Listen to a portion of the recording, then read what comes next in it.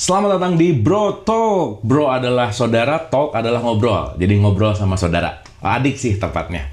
Seperti biasa di program Bro Talk ini saya ngobrol sama adik saya Dennis yang hampir sekitar 40 tahunan lah ya. Jadi adik saya. Jadi dia udah lama jadi adik saya. Jadi kita mau ngobrol-ngobrol dan pas kebetulan berkunjung. Jadi seperti biasa setiap kunjungan disempatkan waktu untuk deep talk ya sama Dennis. Nih sehat Nis? Alhamdulillah bro, sehat. Oke, gimana di tahun ular? Tahun ular. Kita tahun ular kan ya? Ya, tahun ular. Aman bro. Aman ya? Aman. Ya, jadi di tahun ular ini semoga bisa ularnya jadi membisahkan kita dari yang belum bisa menjadi bisa. Ular berbisa. Oke, teman-teman, kemarin tuh saya pulang umroh ya. Dan tadi pas ngobrol-ngobrol ngomongin apa ya. Nah, Dennis tuh jadi pop up gitu. Jadi Dennis nih gini-gini udah haji ya. Perlu diketahui. Gini-gini. Ya, kelihatan masih kecil tapi udah haji. Nah, ya bukan kebetulan sih. Kita tuh haji di tahun 2005 dan pergi bareng. Dan itu juga tiba-tiba haji sih karena tiba-tiba diberangkatin aja ya. Tiba-tiba udah ada tiket pergi haji. Nah, emang rada kaget sih. Nah, jadi karena kemarin relate, jadi kemarin saya tuh datang umroh tuh sekitar 19 tahun berarti. 19 datang umroh ke Musun bro. Iya kan umroh 19 tahun yang lalu haji kan. Iya. Jadi setelah 19 tahun nih, wah, beda pisan nih soalnya. Beda pisan, oke. Ya Mekah, Madinah, wah top lah gitu. Nah cuman nggak tahu kenapa ya, kita seperti biasa ngalir aja, tapi pengen mengawali dengan memori haji 2005. Oke. Nah, menurut Pak Dennis, haji itu apa sih? Haji ya? Ya. Oke, mungkin yang pertama kita berterima kasih dulu sama orang tua kita bro. Ya. Oke, iya pasti. Itu memberangkatkan. Mama, papa, terima kasih. Pokoknya mama, papa sehat-sehat dan semoga tidak menyesal punya anak kayak kita ya. Ya, nggak nyesal lah. Semoga ya. Oke. Jadi 2005 kita bro ya? 2005. Kita berangkat bulan Desember. Nah, Desember. Jadi tanggal 11 nikah. Ya. Tanggal 20-an ya? Ya, something ya. Ya. Haji Gitu. Jadi pas kali lagi musim dingin. Dingin. Ya, Desember Januari itu musim dingin, betul. Sekali. Sejujurnya sih bro ya.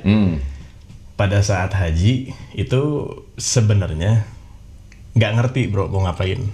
Iya. Sebenarnya. Ya. Pokoknya. Soalnya Unis waktu itu umur berapa? Kuliah.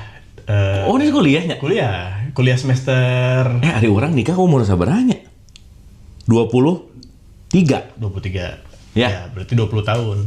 Unis 20 tahun. 20 tahun. Pokoknya kuliah. Wah, kita masih muda banget ya. Masih muda sekali, makanya haji kecil sebenarnya. Haji kecil. Dan kita memang peserta paling muda waktu itu ya. Peserta paling muda. Oke.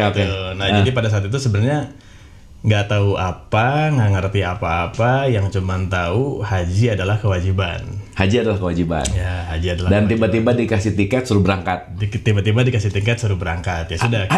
Asa aya obrolan tanya saajana nih Unis, AA, haji gitu si mama papa? Asa nama langsung sih. Langsung pokoknya mah nih selagi sehat, selagi bisa berangkat udah berangkat aja gitu kan. Oh, berarti waktu itu 19 tahun yang lalu zaman emang ngantri belum banyak kali ya? Belum. Beda ya. Waktu itu masih aman lah waktu itu mah ya bro ya. Oke. Masih aman. Jadi waktu mau berangkat benar-benar nggak tahu apa-apa, cuman taunya haji adalah kewajiban gitu. Nah, cuman di benak berdoa nih bro, hati kecil ya. Karena dapat informasi, banyak sekali sih informasi teman-teman yang masuk ke saya gitu ya, bahwa di sana tuh banyak miracle, tapi sisi lainnya pun harus berhati-hati gitu. Dari segi apa ya, ucapan. Itu informasi ya? Ya, informasi, prasangka dan seterusnya. Jadi ada senangnya, ada takutnya bro. Pasti. Gitu ya. Jadi si dualitas terjadilah intinya. Ada di sana gitu, yin yang adalah kutub positif negatif ada. Makanya nggak paham amat, nggak paham bahkan sih waktu itu haji ngapain gitu. Nah, hati kecil sih cuma berdoa gini, haji berikanlah si kondisi yang menyenangkan, dan kalau bisa karena tahu tuh buku haji bro, apal buku haji teman-teman tuh di sana tuh udah ada muka orang-orangnya, udah ada daftarnya, udah ada nama-namanya gitu. Terus di situ dipelajari ini mana nih kira-kira yang bisa nanti jadi teman atau apa. Nah, rupanya kalau dari buku lu kayaknya tua semua teman-teman. Tua, kita paling muda. Ya, kita paling muda. Jadi tua semua, mungkin usianya 40, 45, 50 dan seterusnya lah gitu. Nah itu kan pikirannya jadi kemana-mana bro ya. Wah gitu haji kumaha ya nanti di sana gitu untuk untuk pergaulan lah, maksudnya pertemanan, kenyamanan gitu. Nah, rupanya si doa terjawab sih bro. Jadi, ini saya nggak tahu nih. Nah, terus berdoa terus terjawab sih. Rupanya teman-teman yang berangkat haji, bapak-bapak, ibu-ibu semua yang satu rombongan sama kita, yang satu travel gitu ya waktu itu semua hampir 80% kelakuannya, terus bodor-bodorannya tuh sama kayak teman-teman di kuliah. Oh iya, kita memang ketemu bapak-bapak yang rada-rada asik sih. Ya, emang sih. Jadi funky kan bro ya? Funky. Jadi kayak haji tapi beda casing, tapi cara bergaul, cara bercandanya sama gitu sama teman-teman. Ini mudah-mudahan teman-teman haji kita nonton ya. Ya. Iya benar ya. Benar yang barengan haji sama kita ya, bapak-bapak, ibu-ibu ya, ingat ya kita waktu saya masih 23, Denis 20. Mungkin sekarang yang nonton umurnya udah 65 kali ya. Ada 70 kali ya. Oke. Jadi waktu itu doa yang dijawab, ya terus terang ya teman-temannya, doa yang terjawab bahkan itu tuh lingkungannya sangat mendukung sekali gitu. Jadi kalau bahasa Sunda tuh heureuy ya. Bercandanya tuh sama aja gitu sama saya bercanda pada saat saya kuliah sama teman-teman gitu. Jadi gilanya sama lah gitu. Jadi itulah salah satu momen yang membuat betah, membuat bertahan, terus membuat menjalankannya jadi enjoy gitu dan sebagainya gitu. Itu yang pertama sih sebetulnya. Jadi si lingkungan itu sangat membantu ya. Kalau Kang Abu udah pasti ya, karena ya kita dari kecil ya bro ya, banyak main bareng dan sebagainya lah. Ketika itu berangkatnya sama Kang Abu juga ya saya ngerasa aman sih, tapi rupanya begitu tahu si teman-temannya kayak gitu ya makin ngerasa aman. Itu sih bro sebetulnya pertamanya itu pertama sih itu ya yang dijabah sih ya, mungkin si doanya dikabulkan gitu, si kondisinya menyenangkan gitu.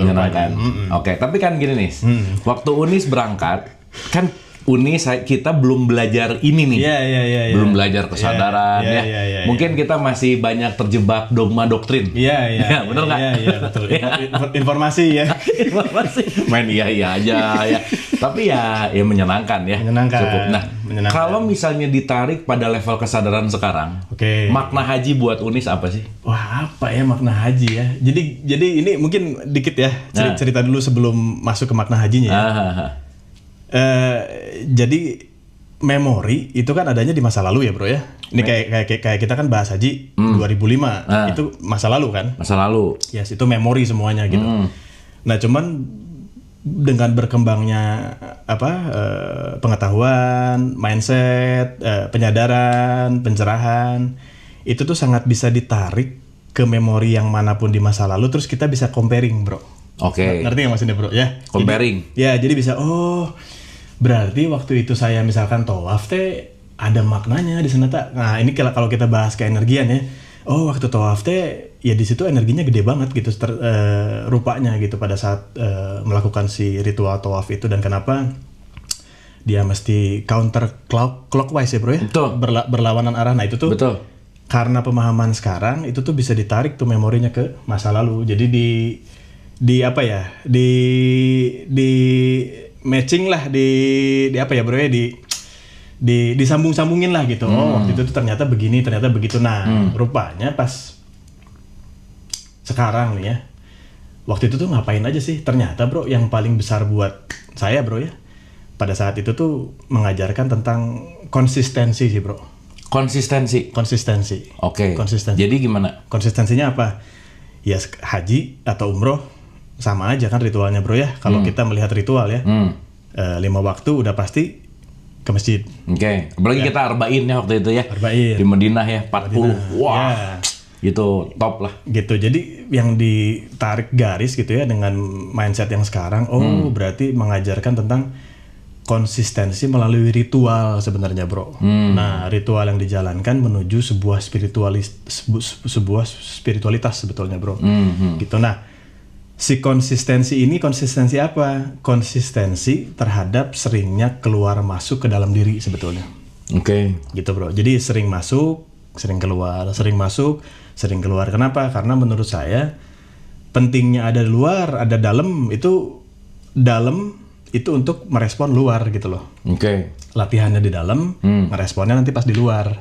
Gitu. Nah, luar juga untuk pengembangan gitu. Nanti apa yang bisa dimasukin ke dalam lalu diolah di sana. Gitu, Bro. Jadi itu, Bro. Tapi saya pribadi, ini orang nih saya jujur. Nah, si Bro kemana? Gini, jujur. Si Bro gimana nih? Dulu tuh menyangka kalau ada di Mekah, ada di Madinah tuh kayak doa lebih deket dikabul. Iya, oke. Karena dengan dogma doktrin kan. Betul. Jadi memang ya mungkin dalam semua perspektif kan gini ya Nis ya. Kita tahu bahwa semua berawal dari the power of storytelling. Iya, betul. Dongeng yang dibubuhi sama belief system. Jadi keyakinan kan. Makanya orang ngelihat Ka'bah tuh bisa nangis-nangis gitu ya, bisa gimana banget Betul. Nah, dengan di situ ngerasa bahwa Allah tuh ada di situ gitu nih, dekat gitu dan haji tuh gitu gimana gitu ya. Betul, Bro. Nah, sejujurnya pada awalnya saya tuh mikir bahwa berangkat ke sana tuh paling deket lah. Iya, betul. Gitu.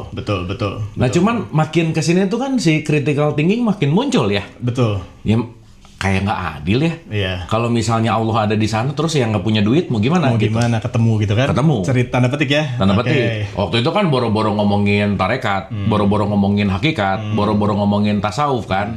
Itu kan emang beneran syariat abis lah gitu kira-kira. Iya. Nah, jadi waktu haji tuh ya memang ya pertama emang kita ya nggak niat ya. Iya. Bukan nggak niat tuh dalam artian ya kita mah diberangkatin. Kan. Nah cuman lama-kelamaan tuh jadi ngelihat gini nih, apalagi di belajar dari pembelajaran Januari kemarin umroh gitu ya, seakan-akan tuh tempatnya yang disakralkan jadi dituhankan gitu. Di depan Ka'bah minta gitu. Nah itu tuh mulai gitu. Satu ya. Dimana kalau kata konteks dimana ada namanya welas asih, Rahman Rahim, kan harus ngecup Hajar Aswad tuh. Orang tuh sambil hajar gitu ya. Cup, dapat, yes. Iya. Tapi prosesnya nyakitin orang. Iya, betul, Bro, betul. Gak masuk akal. Iya, betul. Terus ada yang tiba-tiba baik waktu itu.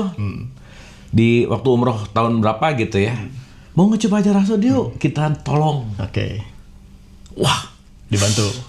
Pikir tuh ini malaikat nih ya, tiba-tiba mau nolong. Kita bantu, beres dibantu. Ini ada biayanya. Transaksional. Diikutin sampai dekat hotel, diminta berapa ratus real gitu. Waktu itu gitu. Ini kan jadi menjungkir balikan yang asalnya ngelihat dalam konteks syariat banget, dalam perspektif yang ternyata kayaknya bukan masalah itunya deh gitu. Iya, betul, Bro, betul. Gitu kira-kira. Yang pengen kita dalemin lagi nih sih, kan Unis wilayahnya di bidang energi nih. Ya kita tahu bahwa ya semakin sini makin ngerti bahwa ya kan kalau kita bicara dalam konteks yang namanya teologis ya, Tuhan kan maha meliputi. Ya mau di Senayan kek, mau di Bandung kek, mau di Cikole kek, mau di Mekah kek. Jadi meliputi namanya juga. Jadi udah mulai menyadari bahwa letak Tuhan itu bukan urusan geografis gitu. Iya, betul, Bro.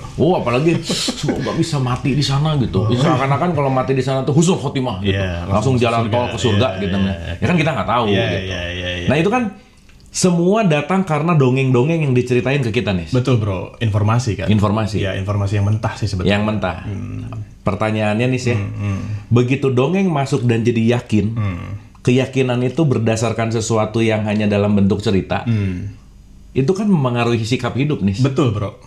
Betul nggak? Betul sekali. Nah, pandangan Unis terhadap mana dongeng, mana keyakinan, mana kepercayaan, dan mana realitas, gimana nih? Jadi gini sebetulnya, kalau informasi masuk, itu kan jadi belief ya, Bro. Masuk ke belief system. Dari belief jadi behavior. Ya, jadi kelakuan. Jadi si dongeng tersebut gitu. Nah, jadi kalau kita dengerin dongeng, Bro, sebetulnya atau informasi, boleh kita dengerin informasi, sangat-sangat boleh karena apapun di kehidupan ini kan bentuknya sebetulnya informasi. Pasti mau nggak mau kita akan jadi masuk ke dalam informasi kan, di mana lingkungan kita ada kan. Betul. Yang paling penting tuh sebenarnya mengalaminya dulu, Bro.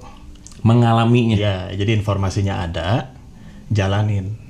Alami dulu. Nah, di situ rasa yang bicara. Kita kalau bicara rasa sangat luas. Rasa tuh angel ya. Bahas rasa tuh luas sekali gitu. Jadi Setelah informasinya ada, terus dialami, dijalankan ritualnya, nah nanti di situ rasa tuh, level rasa yang main di sana.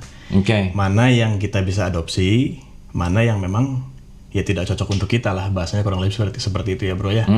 Nah ketika yang cocok untuk kita dan memang ada manfaatnya, ada rasanya dan sebagainya, itu mungkin salah satu yang bisa dijadikan apa ya, sebuah ya di keyakinan gitu, keyakinan di kita gitu. Makanya kalau misalkan informasi datang, iya aja, informasi itu disampaikan lagi sama orang lain, terus orang lain iya juga, sudah tuh, itu jalur terputus-putus sebetulnya kan, karena nggak pernah ada nyambungnya sebenarnya.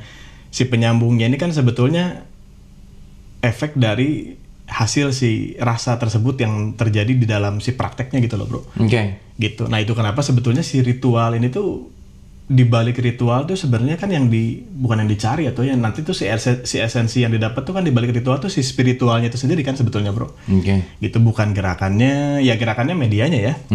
Tapi ada yang lebih dalam dari itu gitu loh bro, maksudnya bro. Ada yang lebih dalam itu, jadi kita melihat si ritual tapi dilihat sisi spiritualitasnya gitu, sejauh apa dan semanfaat apa buat kita gitu loh bro, maksudnya. Nah sekarang pertanyaan gini, Unis tipikal orang yang gampang percaya omongan orang nggak sih? Nah ya kan sekarang gini ya, kalau ada yang orang ngomong figur otoritas, entah atas nama guru lah apa dan lain-lain, dan tiba-tiba kita dengar langsung, bener nih. Oke. Jadi gini bro, ini kalau saya teman-teman ya, manusia itu kan punya yang namanya gut feeling. Nah ketika ada informasi itu tuh gut feeling bicara pasti. Ini informasi, akurasinya benar, ke arah benar atau ke arah tidak benar gitu loh. Nah, kalau gut feelingnya mulai bicara ke arah benar, tetap mesti praktek dulu. Coba dulu, kayak contoh nih, orang olah nafas, orang meditasi, itu kan mungkin figur otoritas berbicaranya, caranya A, B, C gitu. Pola nafasnya hitungannya A, B, C gitu. Nah, itu kalau gut feeling bilang ini kayaknya cocok buat saya gitu, tetap mesti dicoba dulu gitu loh. Ketika itu dicoba dan ada efeknya ke tubuh, ada efeknya ke pikiran, ada efeknya ke emosional, nah di situ baru di situ baru tuh si efek tersebut hasilnya untuk kita gitu ya, good. Nah itu bisa dilanjut tuh gitu. Nah jadi si gut feeling itu sebenarnya kuncinya bro. Gitu. Jadi apapun tuh sebenarnya saringannya kan ada ya gitu. Nah saringan ini muncul dari mana nih? Saringan ini setiap manusia tuh punya gitu. Nah cuman saringan ini kotor atau enggaknya itu gimana manusianya bro. Gitu bro. Jadi saringan kotor biasanya mau yang masuknya bersih, mau yang masuknya apalagi kotor juga, dia kelihatannya kotor. Itu kalau saringannya kotor. Kalau saringannya bersih, itu dia bisa tahu tuh yang masuknya air putih atau yang masuknya airnya warnanya hitam, itu dia bisa tahu. Gitu. Nah, saringan kotor ini maksudnya apa? Saringan kotor ini maksudnya adalah sebuah emosi negatif, trauma, luka batin dan seterusnya, dendam, iri, dengki dan seterusnya itu, bro. Saringan kotor tuh di sana, bro. Cuman yang saya agak gimana gitu nih ya. Ketika seseorang punya keyakinan, terus rese sama keyakinan orang gitu. Bahwa keyakinan ini benar, kamu salah, kamu ikutin keyakinan saya dong. Berarti dia belum yakin, bro. Berarti dia belum yakin. Karena dia harus ngajak orang yakin. Berarti dia nggak yakin soalnya. Gitu loh, bro. Ketika dia punya keyakinan, dia membantah keyakinan orang lain. Berarti dia nggak yakin sama keyakinannya, bro. Udah ngebantah, ngajak pindah lagi. Berarti dia nggak yakin ya. Benar sih. Orang kalau ngerasa yakin ya diem, bro. Kan udah yakin, bro. Benar. Iya kan? Mungkin yang tadi maksudnya kata Kang Abu itu adalah dia baru belum pakai kin, bro. Baru aja, gitu. Tapi belum ada kinnya, jadi nggak yakin sebenarnya. Gitu. Orang yakinnya diem, bro. Orang yakin pasti diem, orang ikhlas pasti diem. Ini mohon maaf ya, orang ikhlas nggak mungkin dia gemar-gemor di sosial media. Mohon maaf nih, banyak kejadian kayak gitu kan. Kalau gemar-gemor nggak ikhlas. Kalau berarti dia nyari konfirmasi aja, nyari apa ya?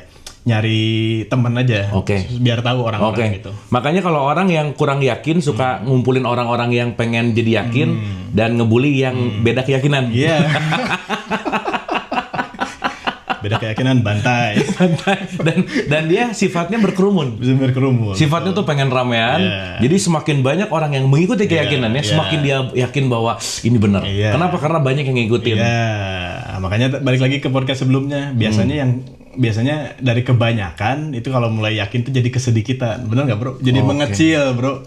Jadi ruang lingkupnya jadi kecil karena kan sudah beda frekuensinya. Gitu bro. Gitu. Nah, tapi kan mau nggak mau nih ya, ya kita juga harus mengakui bahwa kita produk-produk dogma doktrin nih. Iya betul. Benar nggak? Betul bro. Betul. Nah, kapan Unis mulai ada berpikir bebas ya, untuk lepas dari ketakutan? Kan pasti dulu pasti pernah rasa takut dosa nggak? Maksudnya gini, takut dosa, meninggalin sholat jadi neraka, api neraka yang menyala-nyala, pernah takut gitu kan? Pernah. Nah, gimana perjalanan Unis dari takut melampaui akhirnya jadi paham dan akhirnya jadi mengalir gitu, gimana? Waktu itu tuh sebenarnya gini, semakin ngerasa pada saat itu yakin, versi saya ya, yakin dalam artian yakin di balik ketakutan ya. Kok makin keras itu sih teman-teman. Apanya? Pribadi. Makin keras, makin bisa bener kan? Makin nyebelin.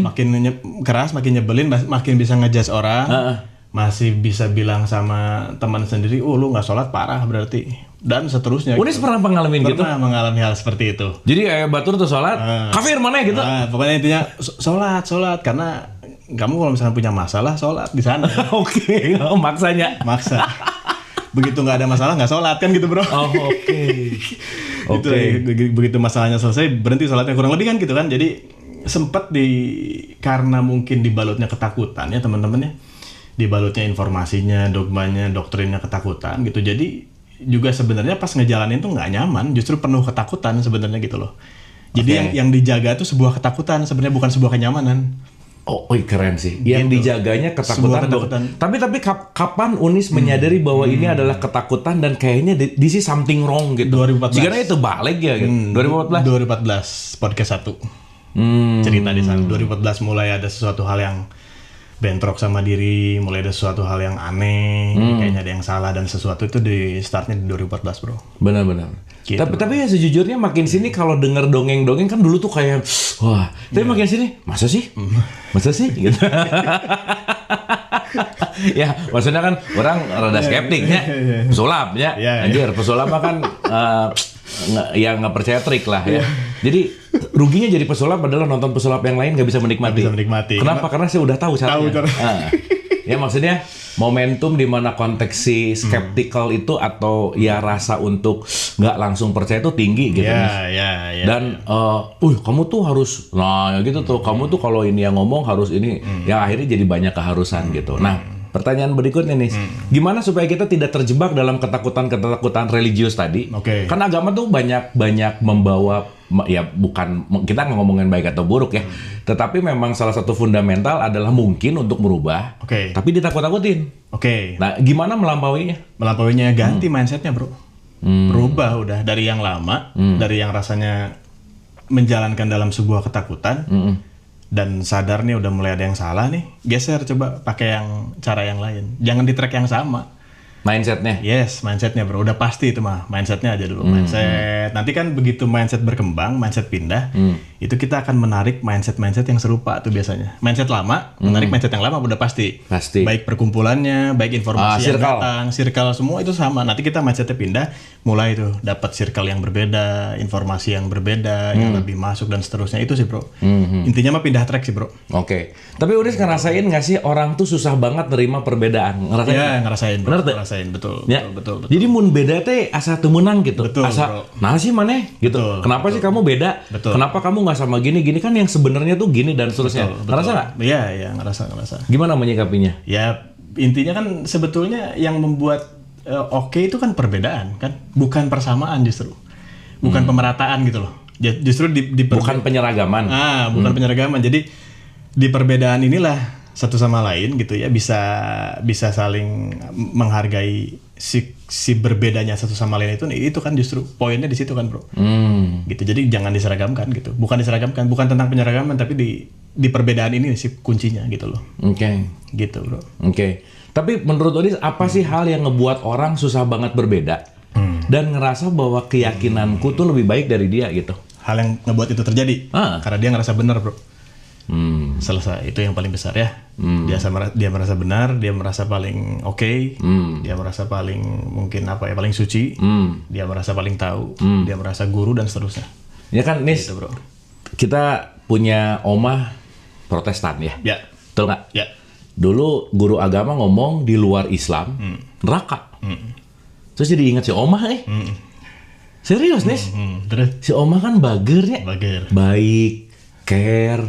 Terus saya mikir guru agama ngomong di luar agama Islam, masuk neraka. Masuk neraka. Kan aku kepikiran bahwa si omah berarti neraka. Ya. Pada saat itu. Pada saat itu. Iya, betul. Mau komentar gimana? Betul nggak? Karena memang terdesain untuk tidak bisa speak up, nih. Iya, betul, bro.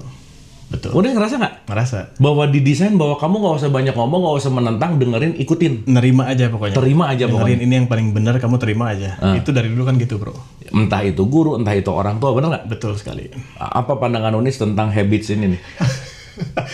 ini habit satu arah ya, bro ya. Satu arah. Udah pasti satu arah ini. Nah, itulah yang membuat arah-arah lain itu tidak terbuka di diri kita gitu loh. Karena sejak kecil ya kita dibentuk, bro. Oke. Dibentuk, kita dicetak gitu loh. Dicetak. Jadi si perkembangan murninya yang secara natural itu manusia itu punya perkembangannya masing-masing itu tidak terjadi. Karena si pembentukan ini gitu. Nah, kalau bicara yang tadi kan sebetulnya ya dulu juga sejujurnya teman-teman saya juga pernah diajarin sih kalau misalkan berteman jangan yang berbeda agama. Jangan yang berbeda agama.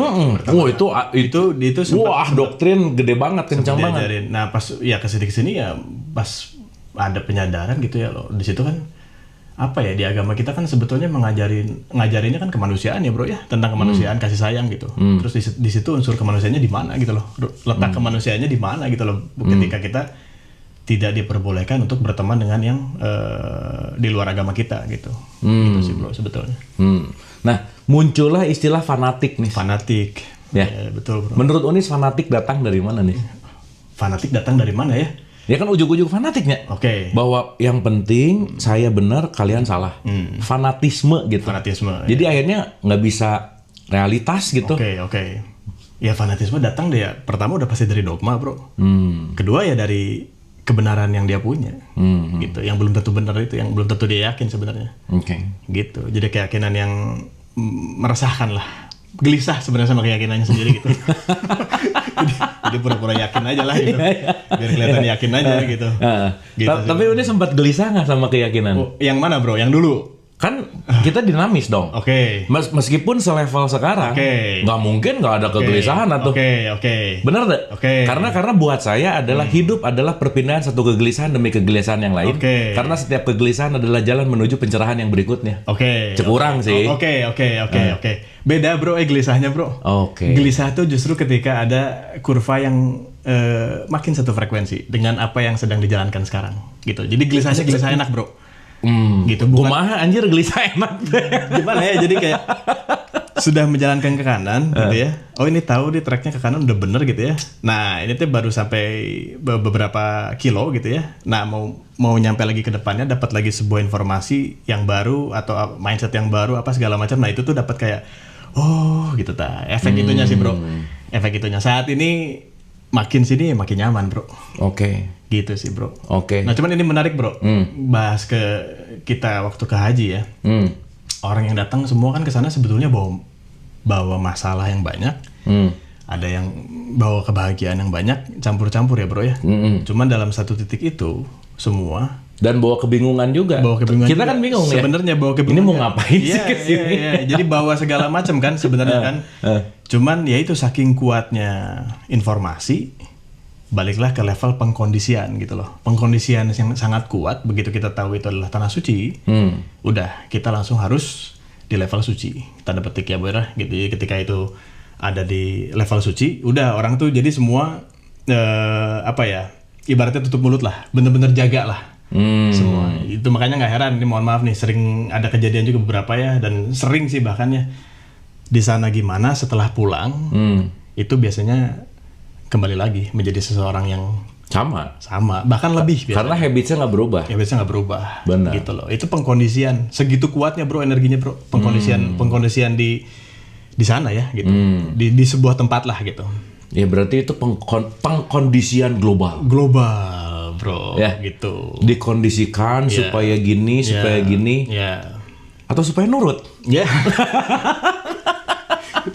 Jadi ini pengkondisian atau pengontrolan? Pengontrolan sih bro ya. Keduanya sih bro. Oh keduanya ya. Jadi emang kayaknya kalau yang nggak mau dikontrol ya udah aja ya. Ya, tapi emang sedikit sih. Iya. Karena kan yang lainnya ya boro-boro mau mikir gitu, ikutin aja gitu karena ya udah sih. Ya udah sih. Ketambah kan bro banyak waktu itu kan udah zaman internet, udah mulai TV kan. Oh, tapi waktu itu kan belum masif nih. Iya, tapi kan lumayan. Dia membantu si pengkondisian semakin kuat kan. Kita waktu itu udah ada sosial media belum nih? 2000 belum masif. Iya, Friendster bro. Sih. Ya maksudnya udah, soalnya jarang banget waktu itu yang bawa handphone kan terakhir ya kemarin umroh. Gila, gitu. Dulu tuh kalau bawa handycam dimarahin. Ya pas sekarang bawa handphone ngerekord kan ya udah aja sih. Udah bebas, udah berubah ya. Udah berubah gitu. Cuman kalau kita bicara energi ya bro ya. Sejujurnya energi di sana tuh sangat besar sekali gitu. Apalagi Tartar besar itu kapasitas besar tuh apa besar baik maksudnya? Besar baik bro. Jadi begini, sebenarnya ini kalau bahas keenergian ya teman-teman ya. Jadi di dunia ini kan sebenarnya ada titik-titik yang mengandung unsur energi yang besar. Nah salah satunya itu penempatannya ada di Ka'bah tersebut bro. Gitu. Jadi kalau bicara tuh macam-macam di Jawa apalagi banyak ya kayak Borobudur, Prambanan, terus ada piramid Giza. Nah terus Ka'bah itu tuh mereka punya tempat-tempat titik-titik tersebut tuh mempunyai medan elektromagnetik yang sangat besar. Apalagi dikelilingin terus sama manusia. Jadi medan elektromagnetik yang ada di situ itu dia makin besar. Itu kenapa? Oh iya, kalau ditarik garis ke sekarang, nangkap sih kenapa itu doa atau apapun itu cepat sekali terjadi di sana gitu. Bahkan kita pernah dapat cerita ya bro ya, orang baru mikir gitu. Ini ibu saya sendiri, si mama. Ini ada burung lalu lalang terbang gitu, nih nya di mana ya gitu. Begitu baru tersirat seperti itu berprasangka itu langsung di sejadah perut gitu kan. Oke, secepat itu. Nah kalau ditarik garis keenergian ya itu karena di sana tuh memang medan elektromagnetiknya si poinnya tuh memang dapat di sana gitu. Jadi sangat bisa dimanfaatkan banyak sekali sebetulnya. Udah gelombang elektromagnetiknya besar, pengkondisiannya, pengontrolannya besar juga. Itu sih sebenarnya bro. Jadi makanya ada bahasa kan kalau selama berputar banyak berdoa, banyak minta segala macam. Udah otomatis karena pengkondisian ya dia orang-orang mau nggak mau ya pasti khusyuk gitu loh. Pasti benar-benar ke dalam. Karena dikondisikan. Tapi kan ya kalau saya ngelihatnya kan, tapi kan bukan masalah tempatnya. Bener nggak? Tempat, maksudnya bukan masalah tempat. Maksudnya gini, let's say kalau kita bicara di situ tanah haram. Emang tanah yang lain dalam tanda petik lebih tidak suci gitu kan? Enggak juga dong. Iya, kalau berbicara kesucian enggak. Iya kan? Iya, cuman kalau berbicara medan listrik energi yang besar, iya bro gitu. Itu balik ke orang-orang dulu kalau tapak bro. Ada di sebuah tempat mana yang energinya lebih besar dia tapak di sana.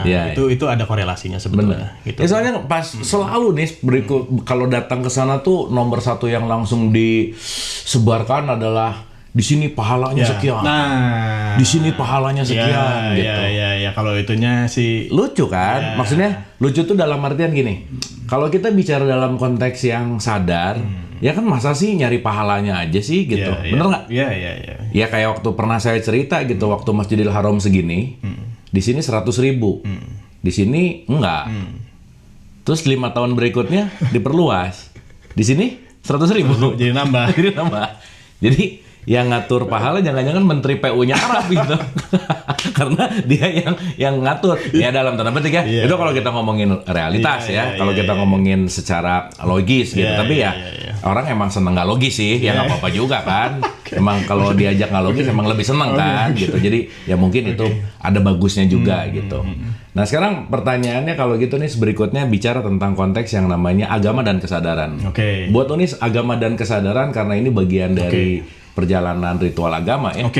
Di mana sih jembatannya? Jembatannya itu agama tuh sebenarnya untuk saya ya teman-teman ya. Si agama tuh salah satu jembatan buat menuju kesadaran, bro.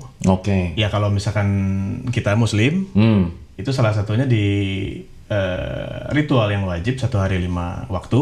5 kali? Ya 5 kali. Itu kan diajarin untuk keluar masuk gitu kan sebenarnya. Gitu. Keluar masuk mana?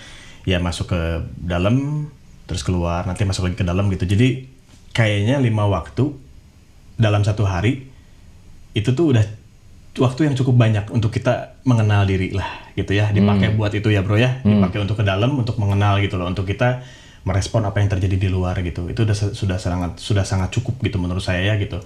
Bahkan kadang-kadang meditasi aja sehari sekali udah oke, ketika itu dilakukannya memang dengan dengan nyaman dan dengan benar gitu ya bro ya gitu. Jadi agama dengan kesadaran itu ada kaitannya bro gitu. Jadi penghantarnya tuh menurut saya ya si agama ini. Oke. Gitu loh. Untuk si ritual-ritual tersebut tuh ya untuk jembatan menuju si kesadaran tersebut gitu loh bro. Gitu sih. Tapi sensitif banget ya.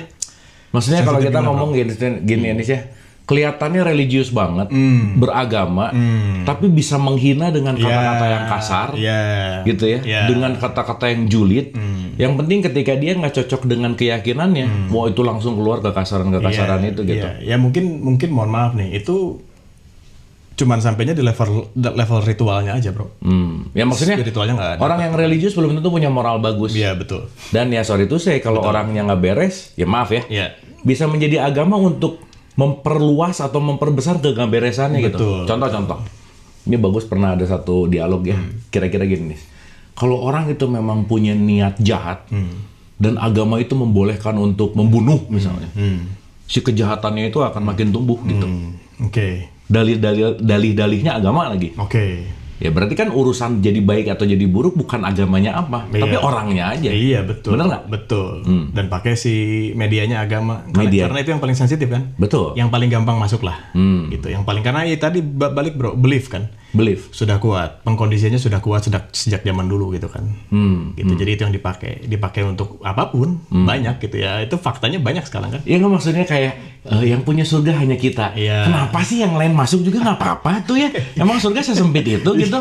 Ya kenapa gitu? Kenapa harus dikuasai gitu? Itu kan ya gitulah ya. Tapi ya balik lagi yang namanya keluasan berpikir kan nggak bisa dipaksain kan, by the way kan. Betul bro, betul. Oke, nah terus gini nih.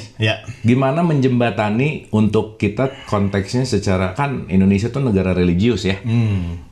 Konteks jembatan antara religius menuju spiritualitas gitu. Supaya beragama tapi juga memiliki tingkat spiritualitas yang bagus, karena orang religius kan belum tentu punya spiritualitas yang bagus. Ya salah satunya ya latihan bro, sering-sering ke dalam bro, dan dipraktekkan, itu sih intinya. Gitu, sering-sering latihan, jadi di balik ritual dapat si esensi spiritualnya, ya itu dipraktekkan gitu loh kesehariannya gitu. Dan itu cukup di kita aja, nggak usah gembor-gembor sama orang gitu. Simpan di kita Simpan di kita aja, kita yang jalanin, kita yang aplikasikan gitu apa yang didapat dari sebuah ritual sehingga menghasilkan spiritualnya gitu. Ya udah kita aja yang jalanin, nggak usah gembar-gembor sama orang gitu, santai aja. Gitu, jalannya udah dapat nih, klik apa segala macam, ya udah berarti tinggal dilatih terus, tinggal dijaga aja gitu. Frekuensinya tinggal dijaga. Gitu loh bro. Ya kan kadang suka, wah ini awas nih, hati-hati nih karena bisa menyebabkan orang melenceng. Padahal kan kata kuncinya adalah ya saya selalu ngomong gini nih, saya bertanggung jawab terhadap apa yang saya ucapkan, tapi saya nggak bertanggung jawab terhadap apa yang dimengerti orangnya gitu. Iya. Benar nggak? Betul. Sehingga kalau kita bicara dalam konteks apapun kan tergantung wadah gitu. Betul. Balik ke yang tadi tuh, wadahnya kosong atau penuh. Penerimaannya ya, itu yang berbeda gitu. Sama satu lagi yang menarik bro, yang saya rasakan teman-temannya pada saat pulang dari haji, kita di belakangnya punya gelar ya. Punya gelar H ya. Nah ini dipakai gelarnya nggak? Jadi sepulang haji pada saat itu gelar itu cukup membanggakan buat saya teman-teman. Jadi Pak Haji gitu ya. Pak Haji gitu, jadi kayak wah kerasa sih derajatnya jadi tinggi gitu ya. Nah rupanya ya sekarang menyadari sih. Ya kalau misalkan kita ngerasa karena tinggi karena sebuah si gelar tersebut, berarti itu bukan jati diri gitu loh. Padahal sebenarnya kan yang tinggi itu bukan gelarnya, kitanya sendiri aja gitu loh. Apa maksudnya ya, pemahamannya gimana ya. Jadi jangan karena si gelar kita jadi berubah gitu loh bro. Ya karena gelar H tersebut kita jadi berubah. Contoh kita bisa jadi seenaknya. Contoh kita jadi bisa ada judgement sama orang. Contoh sama orang yang belum punya H terus ayo dong itu kan kewajiban haji apa segala macam dan seterusnya. Udah santai aja gitu bro. Jadi Ketika justru kita tinggi karena ada sebuah gelar, berarti energinya tuh adanya di gelar, bukan di dirinya sendiri. Wah, keren gitu loh. Energinya justru di gelar. Bukan saat gelarnya nggak dipakai, dia merasa useless. Merasa nggak ada sih energinya. Gitu. Padahal energi itu manusianya sendiri gitu loh. Si gelar tuh semua di bawahnya dia gitu loh sebenarnya. Tapi jadi kebalik ya. Kebalik. Justru manusianya tidak berenergi dan dia merasa punya power ketika dia pakai gelar, jabatan dan seterusnya. Betul. Apalagi dapat ini bro, gelang haji. Ingat nggak? Oh iya. Gitu. Itu sempat sih pulang gelang masih suka dipakai-pakai. Gitu gini-gini ya. Iya. Jadi kalau mau makan, jadi supaya kelihatan udah haji gitu. Tapi mau nggak mau itu alamiah ya nih sih. Ya maksudnya dibikin proud, dibikin bangga, ya jadi alamiah banget dalam artian alamiah itu gini. Memang dikondisikan. Nah itu balik lagi bro ke pengkondisian, ke informasi udah. Kan karena kan dulu udah bahasa gini, kalau kamu udah haji, berarti kamu tuh sudah menjalankan rukun Islam ya. Nah itu tuh yang paling tinggi kalau nggak salah ya bro ya, benar nggak sih? Nomor 5. Nomor 5 kan, yang paling tinggi kan? Iya sih. Iya kan? Nah, termasuknya gitulah ya, kurang lebih. Iya, sekarang dikasih taunya itu yang paling tinggi masuk ke pikiran sadar kan? Begitu dapat segelarnya dia ngerasa tinggi, selesai, bro. Udah dapat semua rukun dapat. Dapat semua rukun. Tapi nggak rukun-rukun. Nah, tapi nggak rukun-rukun. Ya, rukun semuanya dapat. Makanya disebut rukun nih. Supaya jadi rukun. Oke sih. Oke sih. Menarik sih bro itu. Jadi sempat ngalamin itu bro. Nggak tahu kalau di si bro ya itu gelar H tersebut ngalamin nggak bro? Gimana tuh perasaannya ketika Riza Abu Sofyan jadi ada H-nya? Sejujurnya orang mah biasa wae sih. Biasa wae ya. Nggak terlalu gimana-gimana gitu. Ya. Karena ke belakangan juga lebih ngerti bahwa Nabi Muhammad juga nggak ada H-nya loh. Ya, H Muhammad SAW. Ya, nggak ada loh. Benar tak? Ahmad ya? Ahmad, dia gelarnya Muhammad kan. Nah, cuman maksudnya ya mungkin dari saat itu juga udah mulai ngelihat bahwa oh ini ritualnya gini, ini kewajiban gini, pengkondisian gini. Karena dari itu udah ada rasa bahwa kayaknya bukan ini deh. Kayaknya Arafah yang sejati bukan masalah gini. Wukuf yang sejati bukan gini. Bukan masalah cuma lempar-lempar jumroh gitu ya, muter-muter sa'i. Apa sih? Ya, nah itu tuh udah mulai sih nih. Dari umur 23 tuh udah mulai kenapa ya harus gini? Kenapa? Dan dengan pertanyaan kenapa orang tuh jadi udah jangan nanya gitu. Ngapain dipertanyakan, ikutin aja. Ya, pengen nanya ya, gimana ya? Bener nggak? Karena berkecamuk ya. Berkecamuk. Ya maksudnya uang keluar banyak gitu terus apakah hanya orang yang beruang yang bisa ketemu Tuhan gitu, ketemu Allah gitu. Nah itu tuh wah berkecamuk nih. Ya sampai sini sih akhirnya pelan-pelan jawaban demi jawabannya dapat sih. Gitu intinya. Wah menarik sih. Menarik bro. Cukup membuat pribadi yang berubah sih kalau untuk saya teman-temannya gitu. Jadi wah ya itu cukup ya karena mungkin kesana tuh pokoknya tujuannya Ka'bah.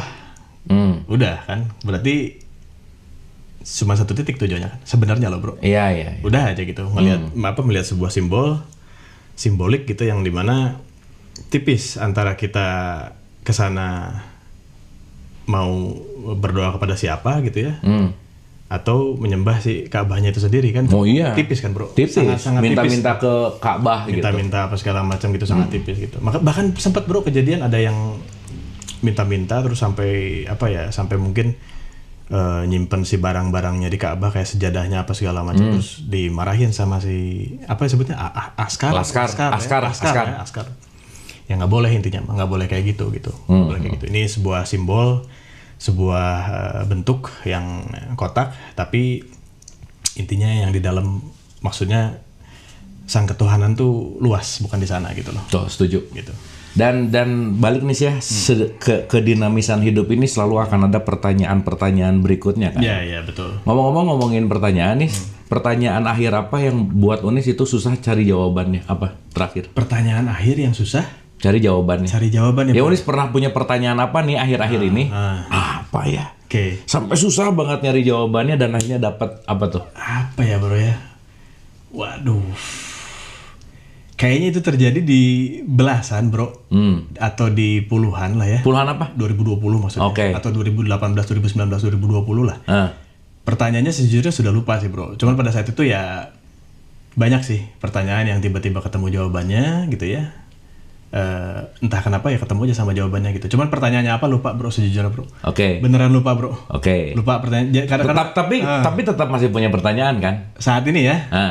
Ya maksudnya selalu ada yang dipertanyakan kan? Oh iya, tiba-tiba dialog sama sendiri sih. Oke. Gitu, dialog sama sendiri pasti. Dialog sama diri sendiri. Ini mah misal nih ya. Iya, oke. Misal.